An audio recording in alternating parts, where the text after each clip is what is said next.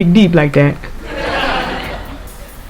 But then he turned around and told the two people that had been there, quote unquote, for him, that I must be about my father's bit. Now some of you parents would have slapped him in the mouth. You disrespect me? How dare you?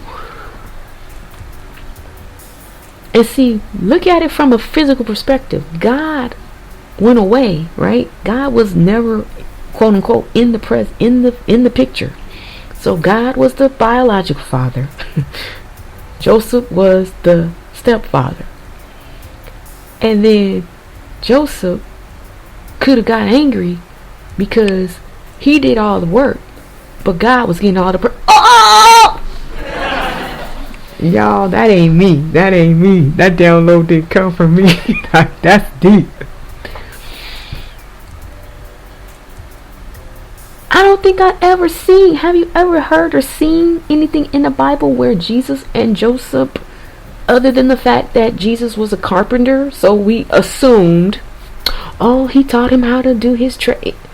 Okay, that's your assumption. Jesus could have went to school. I mean, who's to say that Joseph gave him that trade? He just happened to be around fisher carpenters, or whatever trade. But he still was connected to his biological father, God, the one who made him with Mary, the one who connected him with Mary, the one who donated what needed to be donated into Mary to make Christ come about. Ooh, y'all, this some deep. So fathers, biological fathers, you are somebody. You are the physical of what God is. Come on now. You gotta look at yourself differently. You were the reason those children even exist. The mama didn't stand a chance of being a mama without you. Has anybody ever thought about that? She would not be walking around here shaking like she just in control, in the charge. I'm the judge and the jury. I rule this. My don't stink. She wouldn't be walking around like that. Because I'm a mama, I've had my times too. Wouldn't be walking around like that without your sperm donation. I'm just saying. So we honor you. Once again, bros, this is for you.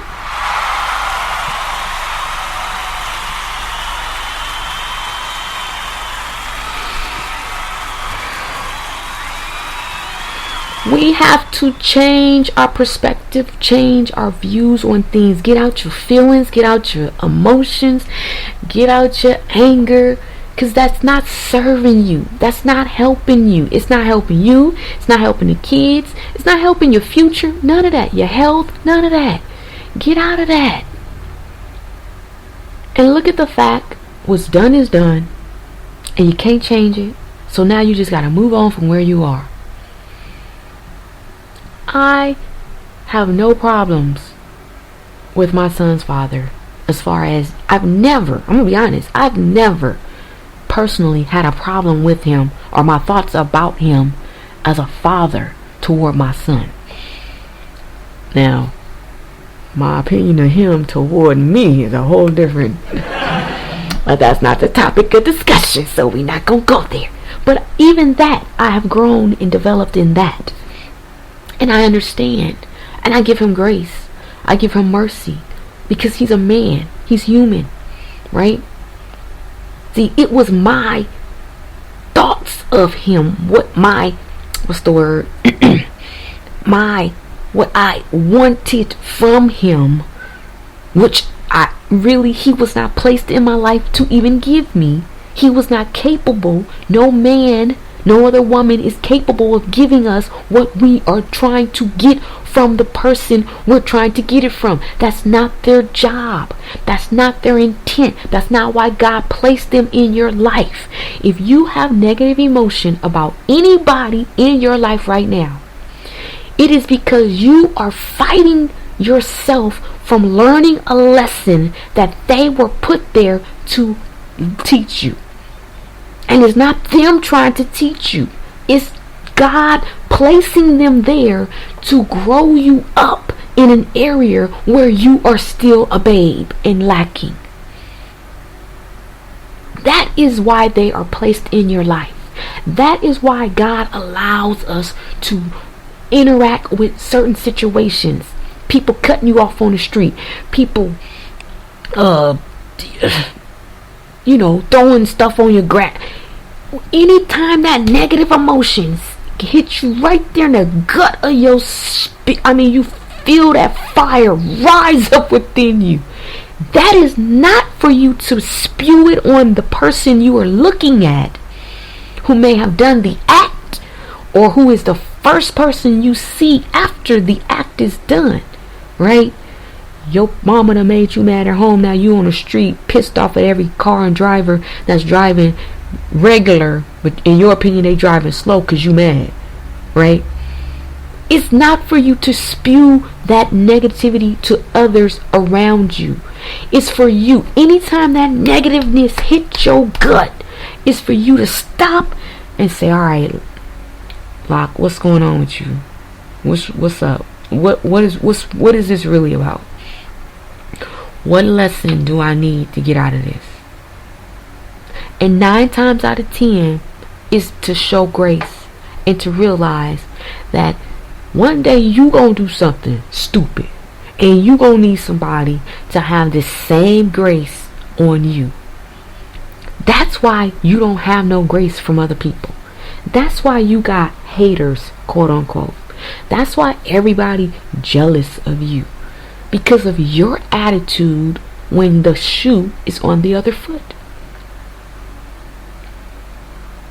When you start showing love, that's why when you look at other people, you like, man, everybody love her.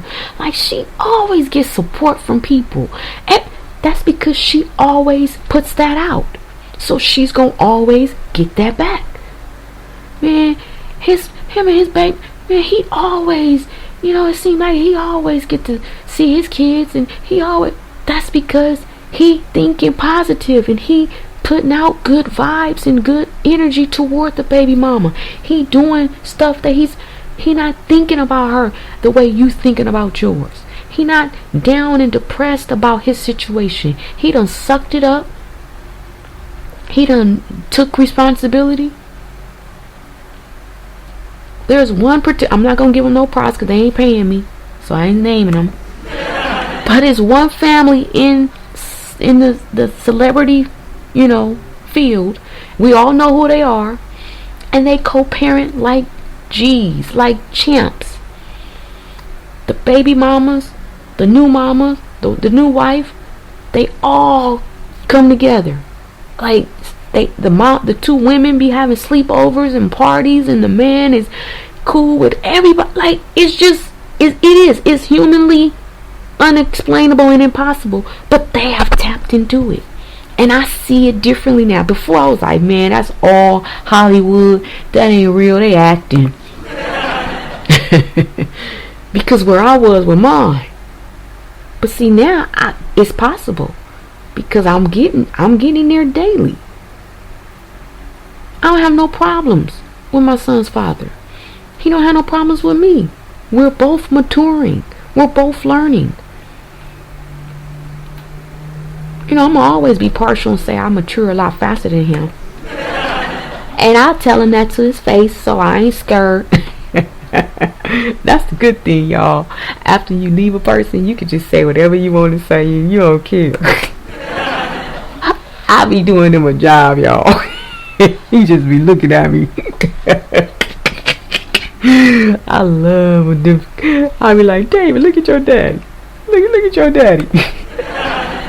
I'll be clowning because I can. But it's all out of love now. I ain't got nothing in my heart against that man. Nothing. Because he's the father of my son. He is the reason I have one of the best gifts in my life. If it was not for that man, I would not have my son. I can't hate on him, because guess what? When I'm hating on him, I'm hating on part of my son. And if we look at it like that, ladies, moms, if you're hearing me, listen. The hate you're spewing toward the father, you're not affecting him. That is part of your child. That is your child's legacy. And I gotta go here, because there's some new creations being created, and some baby mamas, some grandmamas who are interfering with some new stuff that is being developed now. Stop it now before it gets going, please. Do not teach your daughters and your grandkids against the biological fathers. Do not play this game like he don't exist, you don't know who he is, and he don't want to have nothing to do with. Don't do that mess, because you gonna start some momentum that they don't deserve to deal with. Do not make them suffer for your lack of intelligence or growth. Nip it in the bud, please. If you can't say anything, grandmothers, grandfathers, if you cannot say anything positive about your grandchild's parent, shut your mouth, please.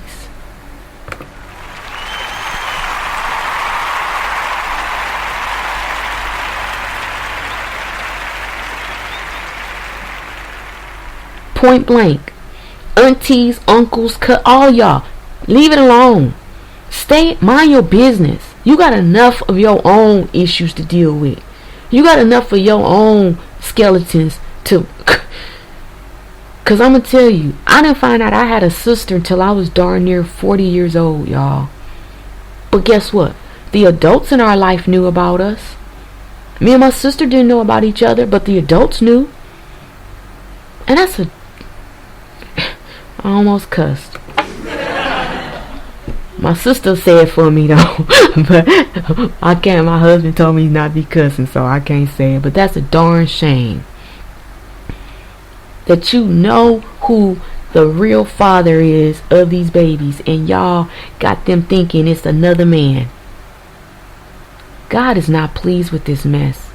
I just feel led and inspired to say this today. There's no love. There's no love lost. There's no hate in my heart. So I'm saying it out of pureness. So I know it's being received out of love. God is not pleased. And that's why generations after generations, that's why curses after curses have been happening in certain races. That's why we've been dealing with certain ish for generations. It ain't got nothing to do with other races affecting us. We affecting and infecting ourselves daily by our own thoughts about our own people. Hiding stuff. Going to our deathbeds with stuff that we ain't told nobody. Sick. Having strokes and heart attacks and all kind of stuff with secrets. Holding on to stuff. Knowing that your kid been asking you for decades questions and you've been evading it, acting like you don't know, or just outright lying to them in their face. God is not pleased.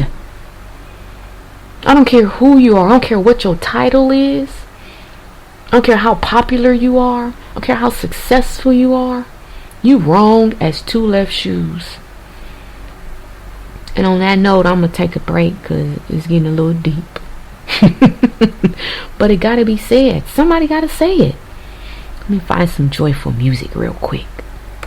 I hope you guys share this.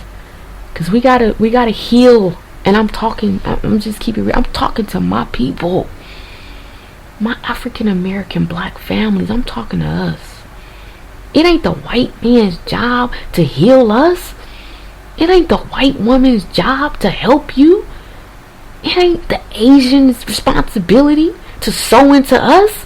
We got to heal and sow into ourselves. We got to look ourselves